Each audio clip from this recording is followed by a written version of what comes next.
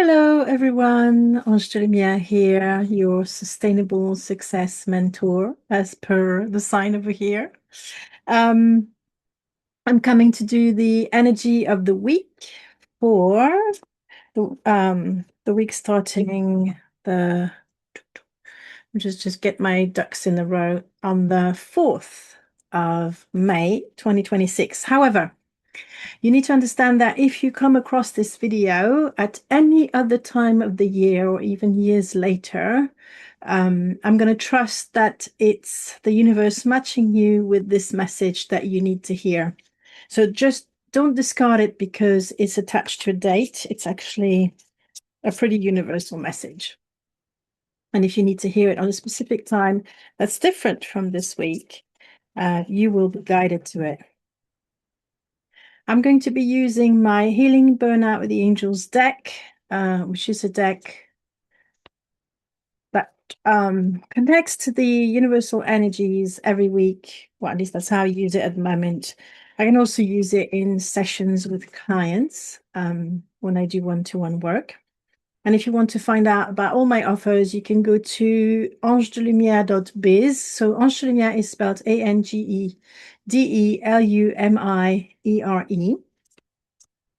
And yes, I am French. And we're going to focus on the energy that you need to hear about today, for this week in particular, but also, as I just mentioned, if you find this video, this means that the universal energies are particularly favorable in supporting you to do the work that's attached to that particular card. So let's find out what the universe has in store for us next week.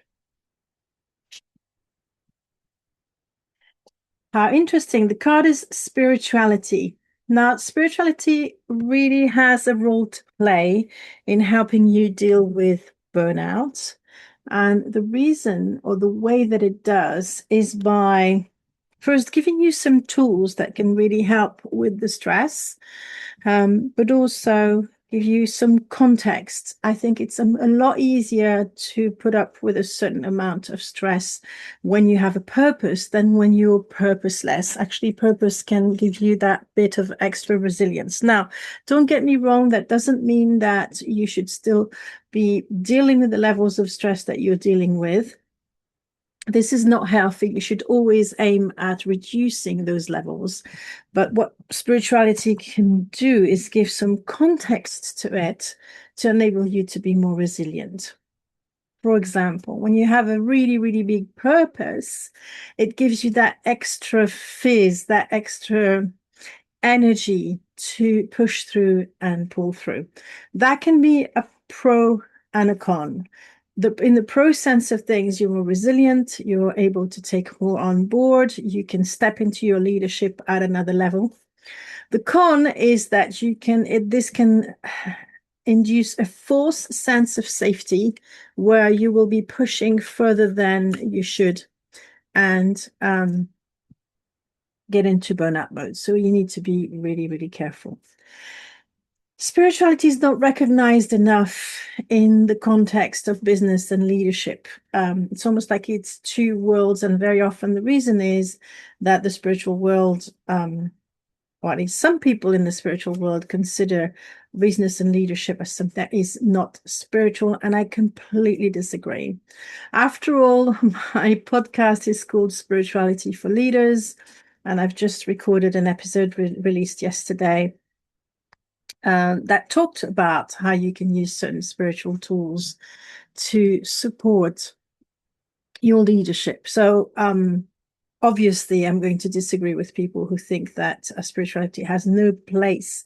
However, I will say that the spirituality that you need to embody when you're a leader or when you're an entrepreneur is the kind that sits in the background, that stays personal. We don't want to become evangelical and push or even cram down people's throats some beliefs that they're not ready to discuss or not willing to discuss or not willing to embrace. We need to be incredibly respectful of other people's point of view. But this can help us behind the scene by giving us the strength, especially if we have a peek into the bigger picture. So I was shown a while back, and I have no idea how it's going to happen, that one of my purposes is to make intuition mainstream and even help put it on the curriculum all the way from primary school to universities. I have no idea how that's going to happen, but that's my purpose. And when I get a bit discouraged talking about to intuition to people who don't seem to get it, that gives me that extra jizz, that extra energy to keep going, because I know how important it is. So I keep going. So having a peek into the bigger purpose is so important to help us going, because it's quite lonely at the top. And as a leader, whether you're a leader within an organization or whether you're a thought leader, it can get quite lonely. I'm going to say at the top, we're not necessarily at the top, that's not what I mean, but it does get lonely. So having this peek into the bigger picture, knowing that someone has your back, this is the kind of service that I offer as well, where you can offload in complete confidentiality. You can trust me. I'm a former lawyer. I take confidentiality very seriously. I am a woman of my word. And I think this kind of container can be incredibly valuable for a leader who doesn't necessarily know who to trust and when to trust. So I do want to refer back to a couple of my podcast episodes that I've released recently with the new direction of the podcast, because it used to be called True Spirituality with Ange, and now it's called Spirituality for Leaders. And there's a specific episode called How Do You Know Who to Trust? That's episode 7 of the new series. There's an episode about what energy you bring to a room and how to curate that energy and that intention so that you can actually have a much more impact on the people. And everybody knows how certain people, when they come into a room, they can literally light up that room. And I'm told that's what I do as a president at my club, which brings me a lot of joy. So this week's episode, which I haven't yet saved on my phone, so I can't, and I don't remember what it was titled, because once it's done, it's almost like it drops into this done thing folder, and I don't have to think about it anymore. But I was definitely talking about something related to spirituality in leadership. So if you give me a few seconds, I'm going to log in to the back end of my website. This is silly. I should be more prepared, but you know what? It also makes it more interesting, I suppose, for you to have someone who doesn't have too much of a curated life. I mean, this is not live, obviously, it's pre-recorded. And the reason it's pre-recorded, I want to talk about it with you, is that I'm going to a conference tomorrow morning, first thing, with Toastmasters in London, which is going to be incredibly exciting. And I'm looking forward to bringing some of that spirituality into that leadership, because Toastmasters tagline is where leaders are made. And I truly believe they do an amazing job at giving people opportunity to step into leadership, which has been invaluable for me so far. So I was hoping, because I've only just created a new deck called the Leadership Oracle deck.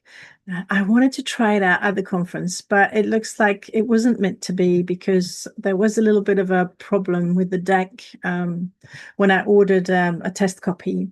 So we had to go back and forth. And even though I'd done everything that I could for it to be ready on time, sadly, it's probably only going to arrive next week. However, for you listeners who are going to watch this video on Sunday night, if you're in the UK, or if you're in Australia, it's going to be Monday morning, whenever you watch this video, I want to make the announcement that I'm going to be using this deck to make live readings and new readings. So I won't necessarily continue to use the Healing Burnout with the Angels. We're going to move on to that new deck, which is something incredibly exciting for me. So this week was about the boardroom approval trap.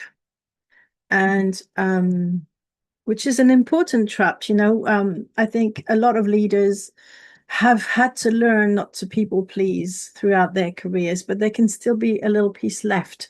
So in the episode, and I'm going to get my notebook out. Sorry, I should be just a little bit more organized. I talk about a couple of tools that can help build that strength, but also tools that you can use in business or on a project as a leader that can help you clear the energy. So this is what we're talking about here. It's using spiritual tools to fuel leadership, fuel decision making. And one of the tools that I mentioned in the episode is the Sacred Heart. This is a group that I actually curate on Facebook. It's not a religious group. So I actually forbid people to talk about Jesus or other religious figure. And we put whole situations in the Sacred Heart in a very simple way. We never describe the situation. We don't ask for an outcome. But the Sacred Heart is a beautiful and very strong energy that enables to dissolve maybe some bad beef or unnecessary conflict energy, or help people soften people's heart. Because even in leadership, even in business, people have hearts, they have emotions. They might not express them, they might try to keep them to themselves, but it often bleeds into negotiations, for example. So by placing someone in the Sacred Heart that you're having a difficult relationship with, and placing yourself or placing the relationship, which is even better, both of you are going to find a softening in your energy, and you're going to be able to let go maybe of past grudges and be able to build something in the future or in the now that is much more constructive. So that's the idea. And I've come to the limit of my 10 minutes. So I'm going to stop recording this video now. But I want to thank you for your time. If you think you might want to work with me, the best way to do that is to book a discovery call, which you can go do through the website. But I'm also going to add a link in the show notes and in the description box to this video, and to wherever you're going to see on my social media. I'm mostly active on LinkedIn and Facebook. Facebook crosses over to Instagram automatically, but I very rarely check my Instagram account. I just never really felt the energy was quite right for me. And I'm all about curating content on platforms that you resonate with. So this is a bit my whatever, my decision. So thank you again for watching. Who knows, next week we might be using a different deck. I actually have, with the new deck, created 6 decks so far that I'm incredibly excited about, that I use in my work with one-to-one clients. So it adds a real dimension to the work that we do.